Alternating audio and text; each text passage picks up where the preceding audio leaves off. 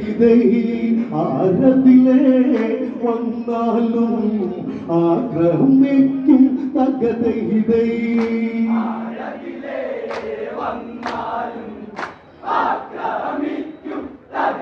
ഇതേ അവരുടെ സമ്പത്തുകളെ പിടിച്ച് കള്ളനവൻ അവ കൊള്ളയടിച്ച് യാത്രികരായവരിൽ അതിവേദന സന്തോഷിച്ച് തന്റെ കുടുംബം സന്തോഷിച്ച് പെയ്യതനാഹ്ലാദിച്ച്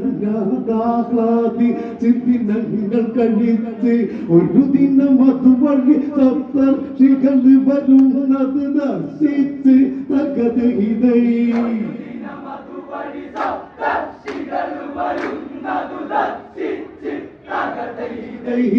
ഒളിച്ചിരും